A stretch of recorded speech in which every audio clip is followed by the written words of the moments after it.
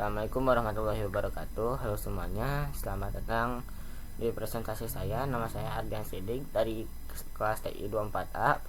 Pada kesempatan kali ini saya akan mempresentasikan yaitu konsep dasar analisis data, khususnya statistik deskriptif dan regresi linear berganda. Melalui studi kasus ini yaitu analisis faktor penentu performa akademik siswa.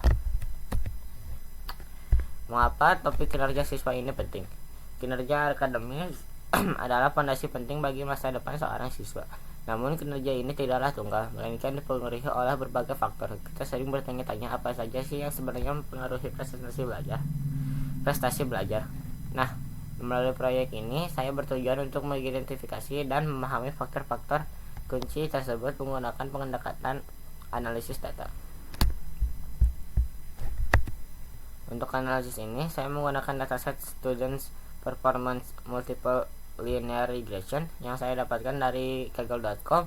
Dataset ini cukup besar, berisi 10.000 entry data siswa yang memberikan gambaran representatif.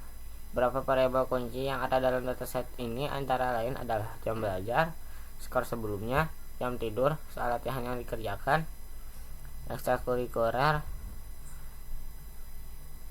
dan untuk variabel targetnya adalah performance index untuk melihat yang akan menjadi variabel target kita.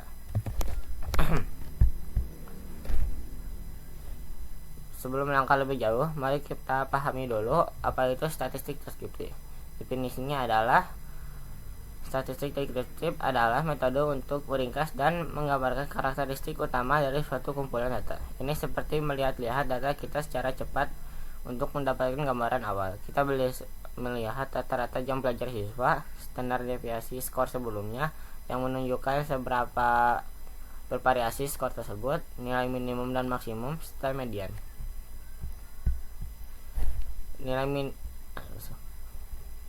Informasi ini sangat penting sebagai langkah awal untuk memahami data sebelum kita melakukan analisis yang lebih kompleks.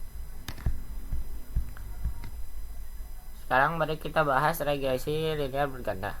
Definisinya adalah teknik statistik untuk memodelkan hubungan linear antara variabel dependen yaitu target dan dua atau lebih variabel independen.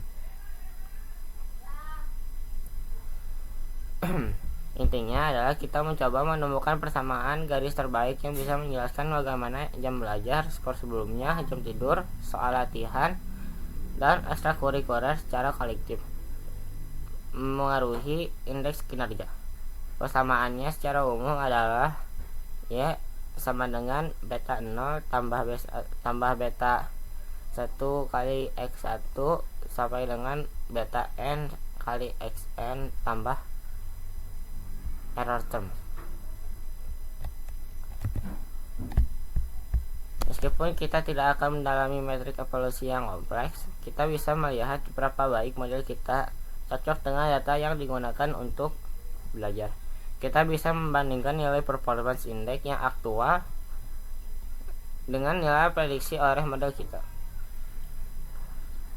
Pada plot ini, setiap titik mewakili satu siswa dan kita membandingkan nilai indeks kinerja aslinya dengan nilai yang diprediksi oleh model.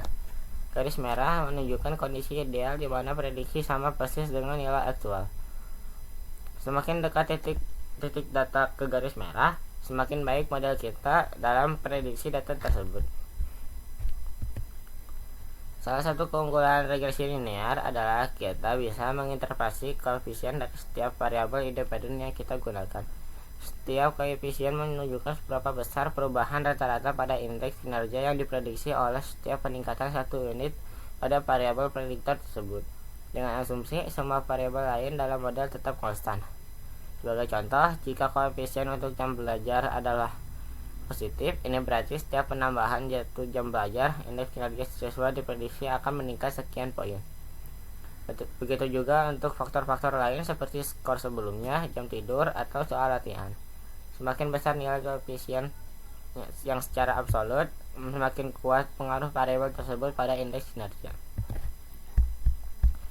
Jadi, regresi linear berganda adalah alat yang sangat kuat untuk menganalisis bagaimana berbagai faktor secara simultan mempengaruhi suatu hasil. Memahami konsep-konsep ini, dari statistik deskriptif hingga regresi linear berganda dan evaluasinya, adalah kunci untuk membuat keputusan berbasis data yang lebih baik, khususnya di bidang pendidikan. Analisis data membantu kita memahami cerita yang ingin disampaikan oleh data, bukan hanya melihat angka. Terima kasih atas perhatiannya. Wassalamualaikum warahmatullahi wabarakatuh.